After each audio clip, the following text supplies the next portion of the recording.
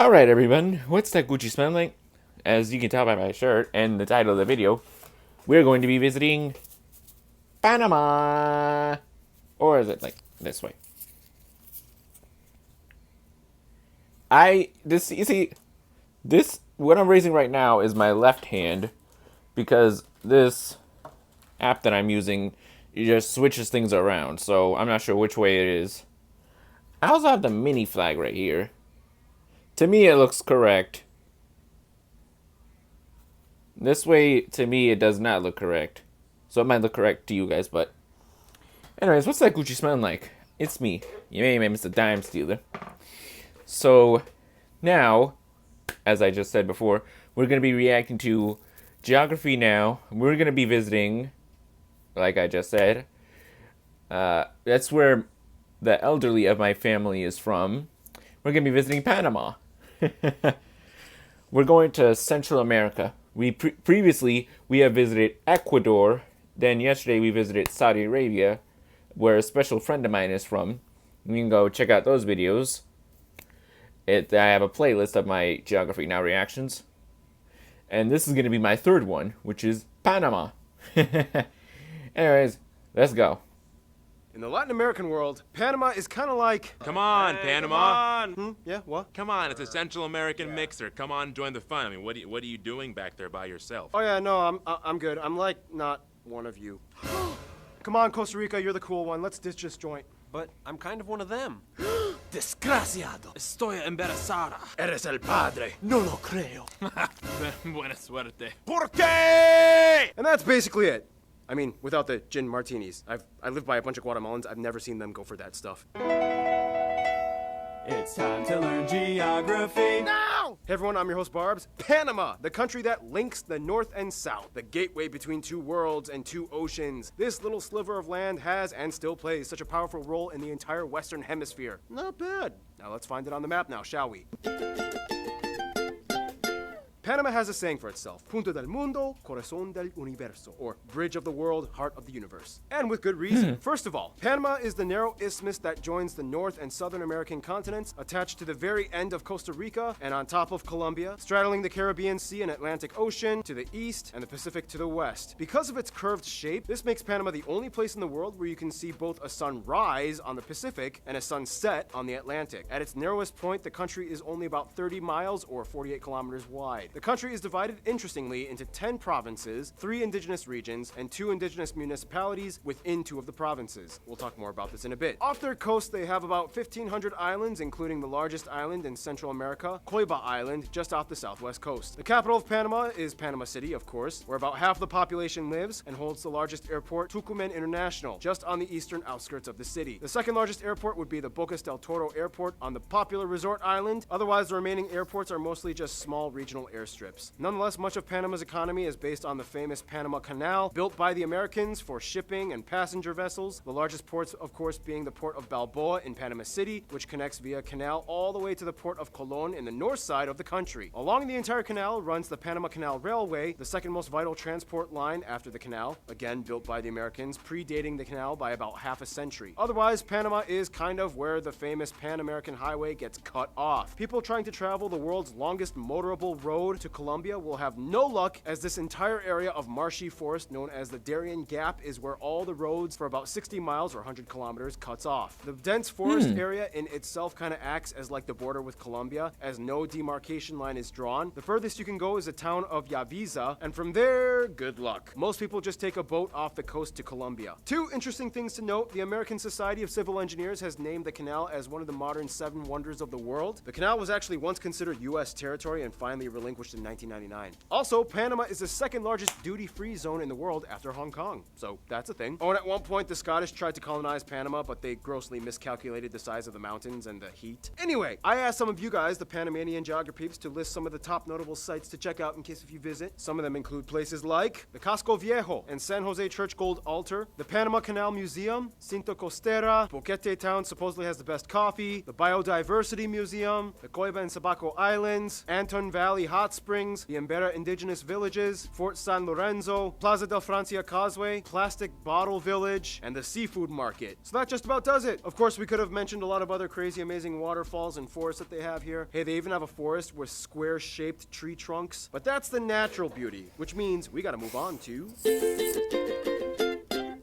Panama is one of those countries that just kind of respects nature, you know? They got a good thing going on, so why try to taint it? First of all, the country is actually located in its own mini tectonic plate known as the Panama Plate, smashed in between the Cocos, Nazca, and Caribbean plates. This in return subjects Panama to occasional earthquakes, but not much volcanic activity. The tallest peak in the country is actually a volcano, Volcan Baru, but it has not erupted in hundreds of years. It is part of the Tebasara mountain chain, the longest in the country, and on the east side you find the San Blas, Sapo, and Darien mountain chains, which extend all the way to Colombia. Otherwise, Okay. just a small skip east, you can find the largest lake, the man-made artificial lake Gatun, created by the Gatun Dam on the Chagres River. This lake, of course, assists the transporting of ships along the canal across the country. A skip further east, you find the longest river, though, the Chucunaque, which flows south into the unknown thick forests of the Darien Gap. Otherwise, the country has three main gulfs, the Mosquito Gulf in the north, and the Azuero Peninsula splits off the Gulf of Chiriqui and the Gulf of Panama from each other, effectively making the country look like the shape of a limp hammer. Now, of course, the abundance of nature and landforms gives Panama much more of an advantage than just the canal. And with that, it's time for my triple shot espresso break, which means it's time for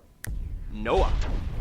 Let's do it, shall we? Panama has in recent decades seen a massive construction and business boom, with a huge expat community moving in. They had 12 of the 15 tallest skyscrapers in Latin America. I still have the tallest one, though. For now. Anyway, not only are they one of the fastest growing economies in Latin America, they are an incredibly popular spot for retirees. This is one of the reasons why you don't see too many Panamanians leaving their country. There's kind of more stability and opportunity available in contrast to some of their neighbors. Most of the economic activity in Panama, at about 80%, is based in the service sector, and the canal alone provides a significant portion, mostly through tolls. I almost said trolls. Tolls are based on size, cargo, and type of vessel crossing. And the most ever paid was over $376,000 from a Norwegian cruise ship. Agriculture only makes up about 7% of their GDP, with crops like coffee, bananas, sugarcane, and coconuts. The country has Okay. about 1,000 bird species, including the national animal, the harpy eagle, as well as hundreds of mammal species ranging from giant anteater to sloth. Over a third of Panama is natural park, which helps assist these animals from going endangered. There's even a cool turtle sanctuary run by this guy. And to top it all off, they have about 9 months of rain, which is why building that canal was so difficult. It kept getting flooded and people died.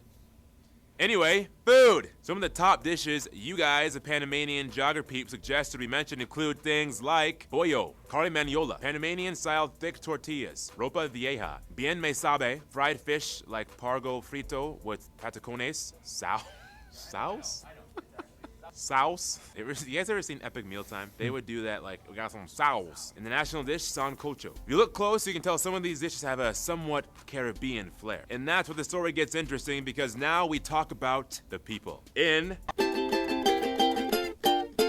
Thank you, Noah. Now, Panama sticks out from the rest of Latin America because it doesn't really quite belong or identify with either Central America or South America. They never were part of the Federated States of Central America, and they fought to break away from Colombia back when it was Gran Colombia. So it's like they wanted space from everyone. In any case, the country is made up of about 4 million people and is the least populated nation in Central America. About 65% of the population is mestizo, that's mixed with native and European to some extent. About 13% of the population is native Amerindian, the largest groups being the Ngabe, Kuna, and Embera. About 16% of the population is black or mixed black, and the remainder at about 6% are white Panamanians. They use the US dollar but Balboa coins as their currency. They use the American type A and B plug outlets, and they drive on the right side of the road. Now, if you noticed in the political section, we mentioned how the country has 3 indigenous regions and 2 indigenous municipalities. These areas are designated for the native population of Panama, which has one of the highest percentages of Amerindians per population in the Americas after Bolivia and Guatemala. These groups still live in traditional communities to varying degrees of modernization. Of course, Spanish is the official language. Panamanians, though, do have their own distinct dialect. For example, here are some of you guys, the Panamanian geograpeeps, explaining. Hello everyone,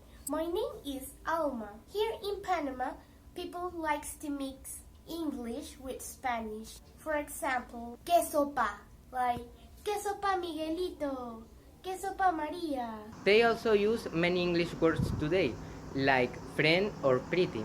So you could say, hey friend, que sopa, ¿cómo así que rompiste con la novia? Some people said when you are pretty dressed, You are chaneado. There are also many expressions that describe sadness or disappointment. For example, ay ya la vida or chuzo. Bye bye. Thank you. However, like Costa Rica, it is not uncommon to hear English spoken, especially by the younger people and people in the cities. Panama is one of the most English proficient countries in Latin America. And it all kind of has to do with the fact that the US kind of, well, yeah. Oh, wouldn't it be great if we could build a canal? Come on, come on! Maybe later. I tried to give it a go, but it's not possible. The mountains are too tall and the rain too much. I'll give it a go. Too many people have died and the rain keeps messing it up. I'm abandoning this gig. Okay, Panama, you're part of our country now. Can we finally build that canal? Most likely not. God, are you kidding me? Hey, Panama, USA here. Bam! 1903. Now, I just ask that you give me the rights to the canal in a sovereign zone. We'll split the profits. Did you just forcibly ask me out on a date? Yeah, I do that all the time. But, we'll break up in a few decades, and in the end, you'll thank me. And that's basically how Panama started speaking English better. Otherwise, what does it mean to be Panamanian? Well, that question comes from a lot of backstory, because even for a small population, Panama is an incredibly diverse nation. In the quickest way I can summarize it, they have the Hispanic, the Black, and the Amerindian groups that all dominate the culture. And to give you a quick rundown, here's Hannah with culture stuff. You're still here? Marriage. I guess we're doing this together again. Within Panama, the Black and mixed Black communities are descendants from either slaves brought over from the 16th century or Afro-Antilleans that immigrated from places like Jamaica, Barbados, and Trinidad to work on the rail lines back in the 1840s. Since then, they've played an important role in society and have brought much to the Panamanian identity through things like music and art. Many have become famous figures, including Princess Angela of Liechtenstein. The indigenous community is made up of many groups and tribes, but about half of them are comprised of these two groups. The Kuna and Embera Wunan are very famous peoples that gets lots of attention as well for their colorful textiles and rituals. Most of these people live in the 3 indigenous regions or 2 indigenous municipalities. They have their own languages, housing, and lifestyles set apart from the rest of Panama's westernized society. If you're lucky, you might be able to witness a Nuchucana healing ritual with wooden figurines for the Kuna people. And tauga nut, or vegetable ivory carvings by the Embera people, are highly prized, as it is a sustainable and safe substitute for ivory. The Nabe people have a game called Balseria, which is technically outlawed by the government, but it involves throwing sticks at your opponent's legs until they give up. Ouch. Quick side note, the Panama hat was not invented in Panama, but rather Ecuador. Baseball is their favorite sport. However, soccer, or football, has always been number 2, and in fact, they were so happy, it was kind of like... Hey, congrats, Panama. You made it to FIFA. Yeah, I did. I owe you, man. You kind of helped me get there. I should probably give you my Chiriqui province in gratitude. Well, actually, I could always use... Yeah, not gonna happen. And it is said that out of the whole year, only about 30 days do not have some kind of national festivity, depending on the province. Yeah, Panamanians love partying with music, which brings us to Keith's music segment. Ugh. What is wrong with Keith? Everything. Although you can find all genres in Panama, it's interesting to see how they've fused everything together from all their people groups. For one, a Caribbean undertone will always kind of be around. Reggae, salsa, ska, calypso, and dancehall have all been around since the 20th century, although cumbia and salsa have always been their go-tos, with this dude being probably the most famous Panamanian salsa musician. Nonetheless, folk music known as Tipico is always a go-to with notable artists like these guys. And the tamborito dance with costumes can always be seen, especially at festivals. Although reggaeton is said to have been invented in Puerto Rico, reggae in Espanol, or Spanish reggae, originated in Panama, which is seen by many as a precursor to reggaeton, with leading artists like these guys. Thanks, I'm Keith. Thanks, Keith. All right, and that means we gotta round off this section like we always do, with extremely condensed history and famous people. Amerindians, colonization, independence from Spain, joined Gran Colombia, French failed to build a canal, American forces came in and stopped the Colombian forces from stopping the Panamanian revolt. Independence, canal is finally built. Couple conflicts with the Americans after they built the canal. Torrijos and Carter agreed to leave the canal. President Torrijos died in a plane crash. Noriega dictatorship. Guillermo Andara wins the elections, but Noriega was kind of like not accepting it. U.S. invasion to to remove Noriega, fair democratically elected presidents, rise of the economy, and here we are today. Some famous people you guys, the Panamanian geography suggested we mention include Justine Pasek, you Miss Universe 2002. All these athletes, so many of them. All these musicians, there's a lot of them. Zonians, or Americans that were born in the Panama Canal Zone back when it was U.S. territory, include people like Jordana Brewster, John McCain, Hulk Hogan, yeah, even Hulk Hogan, and Lori Hearing, a ton of writers like these people, and of course the list of famous politicians goes on and on like all these people. And there's so much more we could have mentioned or expounded upon, but we don't really have a lot of time, so if I miss anything, you guys let us know in the comments. Otherwise, we gotta finish off this episode with... So as you can probably tell by now, Panama is in a rather unique position diplomacy-wise. Many Latin Americans kind of see them as the one that got influenced by Americans, and the fast-growing with skyscrapers one, or the, I don't quite know what to make of them, but I guess I trust them kind of guy. As a nation linking 2 continents plus having Caribbean ties, Panama has a wide range of people on their guest list. For one, many people in the black community have ties to the Caribbean islands like Jamaica, Barbados, and Trinidad and Tobago, as their ancestors moved from these nations in the 19th century and played an important role in the construction of the canal. Today, many still have family and travel to these places as well. As the former colonizer, Spain still holds close ties, and many Spanish people love to visit or move or retire to Panama with its relatively easygoing, chill atmosphere. The USA has an interesting back and forth love and hate relationship. On a social, political, and economic scale, they've played an integral part in developing much of what is now Panama through not only occupying the canal for nearly a century, but building up the infrastructure and things like roadways and rail lines. The Noriega thing made things kind of messy, and Americans always kind of intervene whether or not the Panamanians feel like they need them or not. Nonetheless, Americans love retiring to Panama. It's relatively easy for them with the growing English proficiency and shared currency, and many Panamanians have family in the US as well. For their closest friends though, most Panamanians I have talked to have said either Costa Rica or Colombia. For one, Colombia shares a lot of history. At one point, they voluntarily joined Colombia and became a department under Gran Colombia, even though they broke apart and still kept close ties. Both nations love visiting and moving to each other's nations, marrying one another. They love Colombian telenovelas, culture, and food. Out of everyone in Central America, though, Costa Rica is probably their best friend. Costa Rica keeps everything neutral and plays it safe. Panama likes that. There's really no drama, and whenever they need someone to back them up, Costa Rica will always be there for them. In conclusion, Panama truly embodies the bridge between 2 worlds. It's diverse, it's fast-growing, kind of English-speaking, and it's a Latin American country with a somewhat Singapore-esque vibe to it. Let's see where the bridge leads to in the future. Stay tuned. Papua New Guinea is coming up next.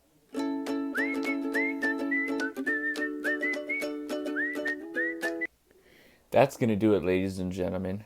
Alright, this one was really entertaining, especially since this is where the elderly of my family is from.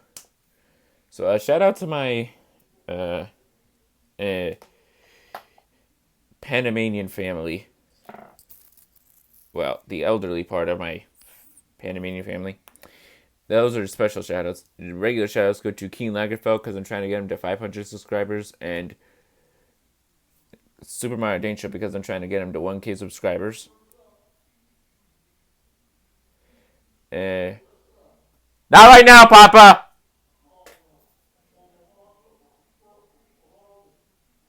Sorry, that's my grandpa. He's from Panama too. And